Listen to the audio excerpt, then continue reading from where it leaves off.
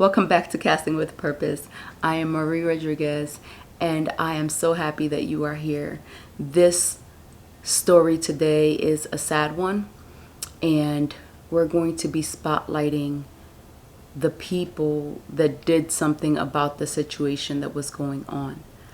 But I am going to share with you some of what happened in this home where 5 children were adopted. So they were adopted by a white couple, Jeanne Whitefeather and Donald Lantz.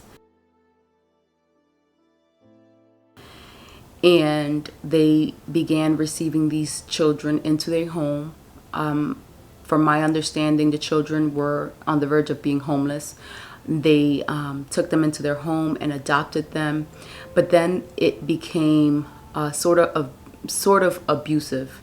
In the beginning, they made them work and were hitting them and stuff like that. They did have a caseworker called to the home, and this caseworker decided that it would be a good idea to stand on the porch and speak to the child through the screen and not enter the home. The child was scared, and these are the words of the child in court. The child was scared because the father, Mr. Lantz, can hear what the child was saying. And so she didn't say much of anything. The caseworker did not bother going in to check and just left. So basically, the reports that were made were ignored. I feel like somebody could have stepped in and handled it better. I think a lot of the abuse that they received wouldn't have happened if that caseworker had entered the home, or maybe took the child to a separate room so the child can feel safe. They moved from where they started receiving their children from Kawa County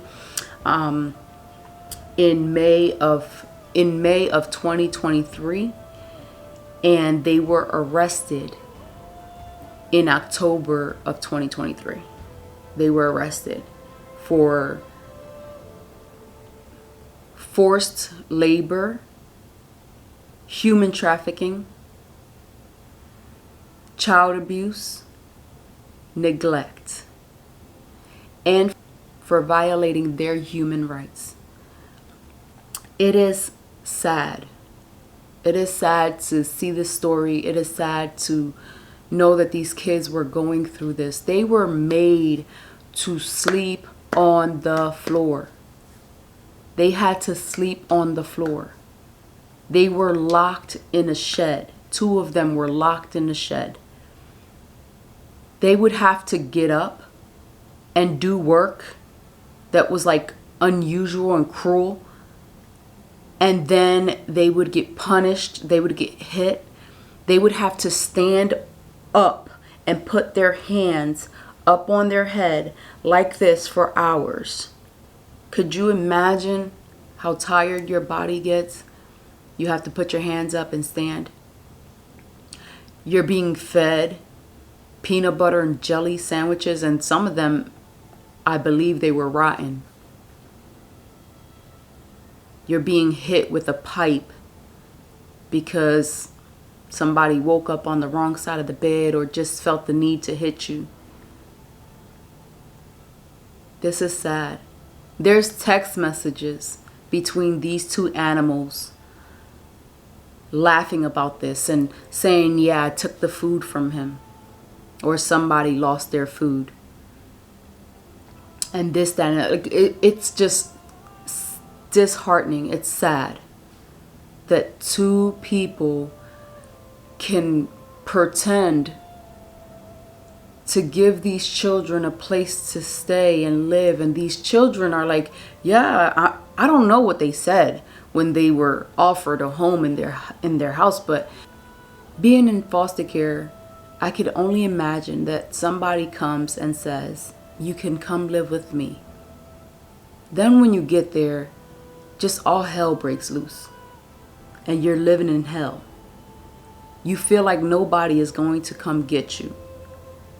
Nobody's going to intervene. Nobody cares. This is never going to end. In the video, the child, the girl, panics because the police officers are coming in, and she's afraid that she's going to say something or do something wrong. And you can see her like waving to the cameras, waving it down. And the people controlling watching the cameras are the two animals. They're supposed to be their protectors and provider, their parents. So obviously she's signaling to them that they're breaking in or they're coming in or whatever the case may be. And anybody would say, oh, well, why would she not want to be rescued? They're living in fear. They had caseworkers come out before that did nothing. So of course, they're not going to believe right away that they're going to be helped or that anybody cares. And it's just sad. It is sad the way they were living, the way they were treated, having to cover each other from the camera so that they can use the bathroom in whatever bucket they had in there because they had no running water. They did not wash up. They didn't change their clothes. Could you imagine? Just imagine not washing up for days and itching, feeling disgusted. Like, what was the weather like? These kids had to sleep in this shed. They were found guilty. And I am happy. And so I want to speak on the neighbor that called the cops. She called 911 and reported that there were 2 teenagers in a shed. They were being locked in there. They were being abused, and she spoke up.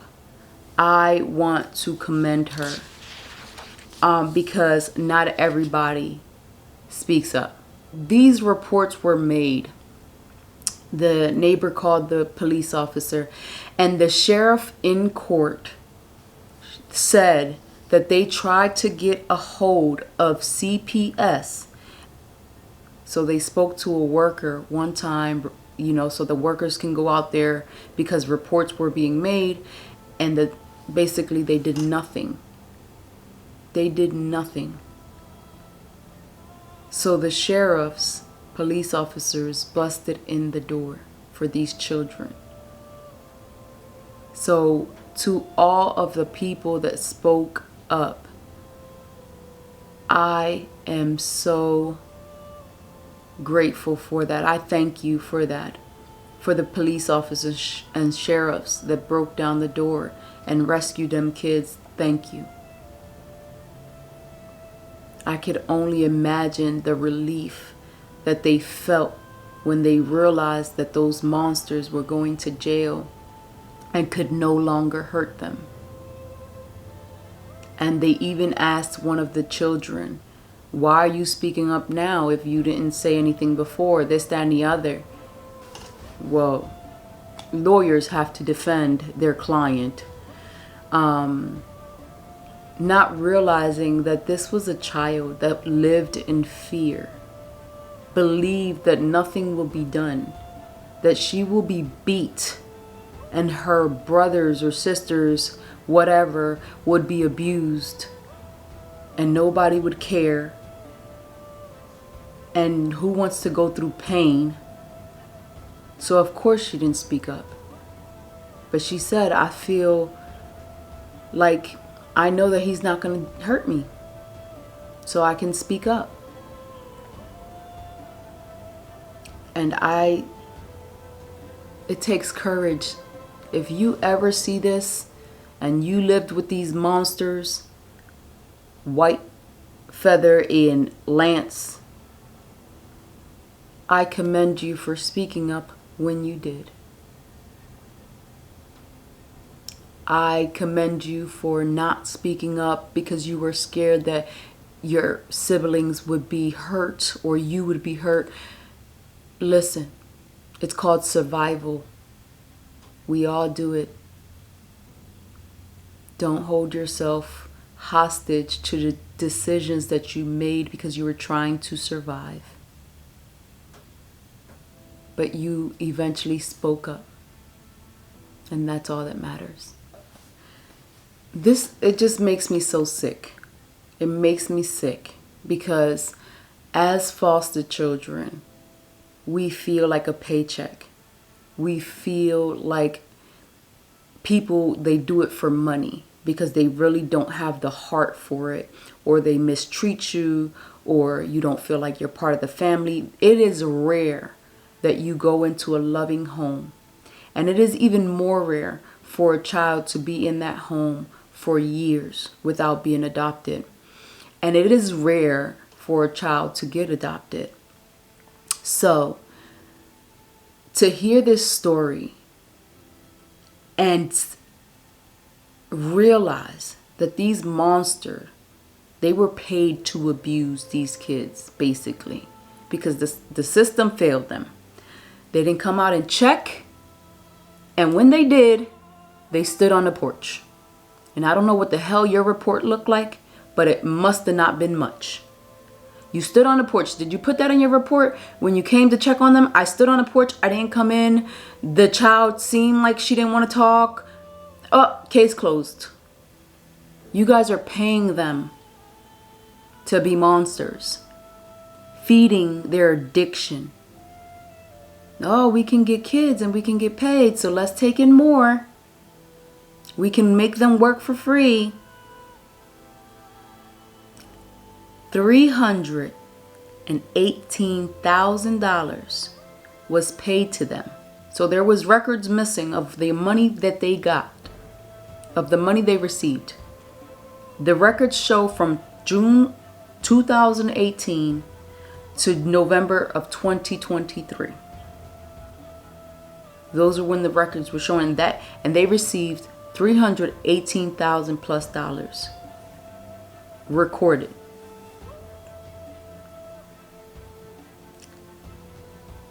Beyond sad. This is sad. If it wasn't for the people who cared enough to speak up, these children they would still be in danger. They would still be abused. They would still be hurting. I need you to understand that when you see something, say something. When you see something, say something. If it is real and it doesn't look right, speak up.